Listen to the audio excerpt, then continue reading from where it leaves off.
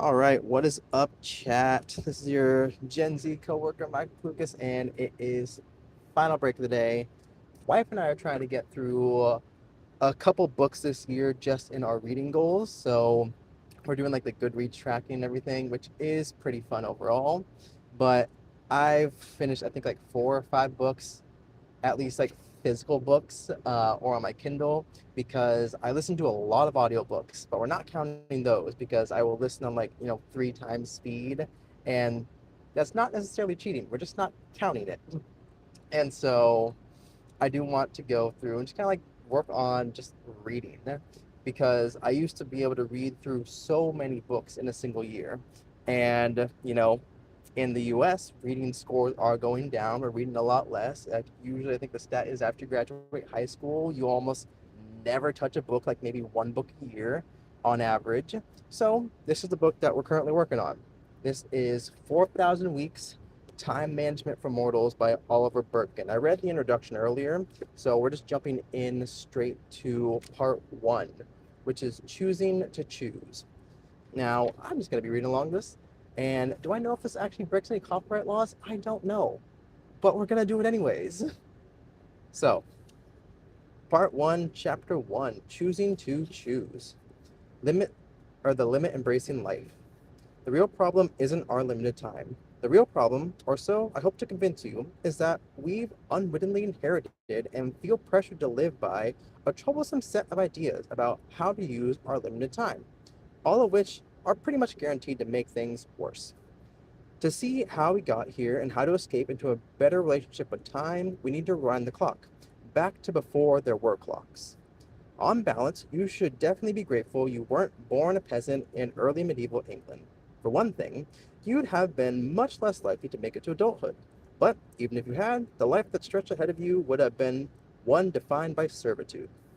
You'd have spent your backbreaking days farming the land on which the local lord permitted you to live, in exchange for giving him a crippling proportion of what you produce or the income you could generate from it. The church would have demanded regular contributions as well, and you have been much too scared of eternal damnation to disobey.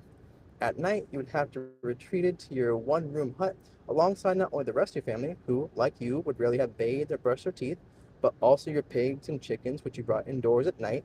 Bears and wolves still roam the forest and would help themselves to any animals left outside after sunset. Disease would have been another constant companion. Familiar sickness ranged from measles and influenza to bubonic plague and St. Anthony's fire, a form of food poisoning caused by moldy grain, which left the delirious suffering feeling as though his skin were burning or as if been bitten by unseen teeth. Okay, to be fair, that sounds absolutely horrendous to get St. Anthony's fire. And what is up? Yeah, we are doing 4,000 weeks time management for mortals. As I was talking about at the beginning of the stream here, my wife and I have reading goals, and this is one way that I think it could be fun to kind of hit those goals. Again, I don't know if this breaks copyright laws, but I think the added little interjections help. So we're going to keep going. Time before timetables. But there's one set of problems you almost certainly wouldn't have experienced: problems of time. Even on your most exhausting days, it probably wouldn't have occurred to you that you had quote unquote too much to do, that you needed to hurry, or that life was moving too fast, let alone that you'd gotten your work life balance wrong. By the same token, on quieter days, you would have never felt bored. And though death was a constant presence with lives cut short far more frequently than they are today, time wouldn't have felt in limited supply. You wouldn't have felt any pressure to find ways to quote unquote save it, nor would you have felt guilty for wasting it. If you took an afternoon break from threshing grain to watch a cockfight on the village green, it wouldn't have felt like you were shirking during work time. And none of this was simply because things moved more slowly back then, or because medieval peasants were far more relaxed or more resigned to their fate. It was because, so far as we can tell, they generally didn't experience time as an abstract entity, as a thing at all. I can I have my fan on in here, but is the audio okay? Just a quick little pulse check on that. Chat, how we feeling on that? Because I am using my little mic here, and I think it I think it's working, but I'm not totally sure. If that sounds confusing, it's because our modern way of thinking about time is so deeply entrenched that we forget it is even a way of thinking.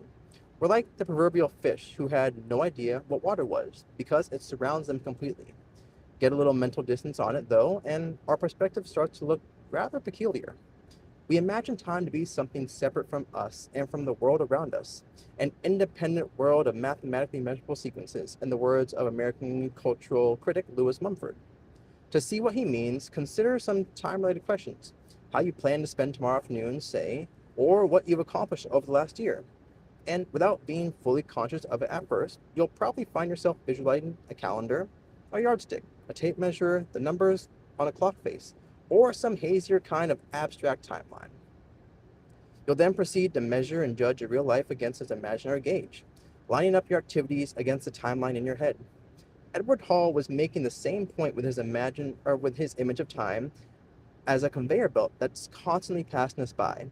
Each hour or week or year is like a container being carried on the belt, because we must fill it as it passes if we're to feel like we're making good use of our time. When there are too many activities to comfortably fit in those containers, we feel unpleasantly busy. When there's too few, we feel bored. If we keep pace with the passing containers, we congratulate ourselves for quote unquote staying on top of things and feel like we're justifying our existence. If we let too many pass by unfulfilled, we feel like we've wasted them. If we use containers labeled work time for the purpose of leisure, our employers may grow irritated. He paid for those containers. They belong to him. The medieval farmer simply had no reason to adopt such a bizarre idea in the first place. Workers got up with the sun and slept at dusk, the length of their days varying with the seasons. There's no need to think of time as something abstract and separate from life. You milked the cows when they needed milking, harvested the crops when it was harvest time, and anybody who tried to impose an external schedule on any of that, for example, by doing a month's milking in a single day to get it out of the way, or by trying to make the harvest come sooner, would rightly have been considered a lunatic. There was no anxious pressure to get everything done because a farmer's work is infinite. There's will always be another milking, another harvest, forever. So there's no sense in racing towards some hypothetical moment of completion. Historians call this way of living task orientation, because the rhythms of life emerge organically from tasks themselves, rather than from being lined up against an abstract timeline. The approach that has become second nature for us today. It's tempting to think of medieval life as moving slowly, but it's more accurate to say the concept of life moving slowly would have struck most people as meaningless. Slowly as compared with what? In those days before clocks, when did you need to explain how long something might take? Your only option was to compare it to some other concrete activity. Medieval people might speak of a task lasting a miserere while, an approximate time it took to recite Psalm 50, known as the Misery, from the Bible, or alternatively, a pissing while, which should require no explanation. Living this way, one can imagine that experience would have felt expansive and fluid, suffused with something it might not be an exaggeration to call a kind of magic. Notwithstanding the many real privatizations of his existence, our peasant farmer might have sensed a luminous, awe-inspiring dimension to the world around him.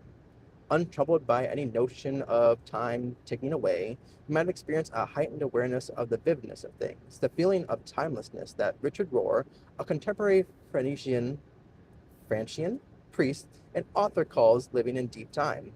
At dusk, the medieval country dweller might have sensed spirits whispering in the forest, along with the bears and the wolves. Down in the fields, he might have felt himself one tiny part of a vast sweep of history, in which his distant ancestors were almost a lot as alive to him as his own children. We can assert all this with some confidence today, because because we still occasionally encounter islands of deep time today. In those moments when, to quote the writer Gary Elbery, we slip into a realm where there is enough of everything, where we are not trying to fill a void in ourselves or the world. The boundary separating the self from the rest so the reality grows blurry and time stands still. The clock does not stop, of course, Elbery writes, but we do not hear its ticking. This happens for some people in prayer or in meditation or in magnificent landscapes. I'm pretty sure my toddler son spent the whole of his infancy in such a state and is only now beginning to leave it. Until we get them onto schedules, babies are the ultimate task-oriented beings, which, along with sleep deprivation, may explain the otherworldliness of those first few months with a newborn. Your drive from clock time into deep time, whether you like it or not. The Swiss psychologist Carl Jung Visiting Kenya in 1925 was setting out on a hike in the first glow of dawn when he too was suddenly plunged in timelessness. From a low hill in this broad savanna, a magnificent prospect opened out to us. To the very brink of the horizon, we saw a gigantic herd of animals, gazelles, antelope, gnu, zebra, warthog, and so on. Raising heads, nodding, the herds moved forward like slow rivers. There was scarcely any sound save the melancholy cry of a bird of prey. This was the stillness of the eternal beginning, the world as it had always been, in a state of non-being. I walked away from my companions until I put them out of sight and savored the feeling of being entirely alone. All right, that brings us to page 22. The next section is going to be End of Eternity, but my break is coming to an end. So, again, this is the book that I'm currently working on, 4,000 Weeks, Time Management for Mortals by Oliver Burkeman. And I'm also reading like 4 or 5 other books at the same time, just because I am really bad at this. But make sure you guys tune in tomorrow. I'll be reading through a little bit more of 4,000 Weeks, Time Management for Mortals. But until then, keeping everything simple. Make sure you guys go out there and do great things. Have a good rest of your work days.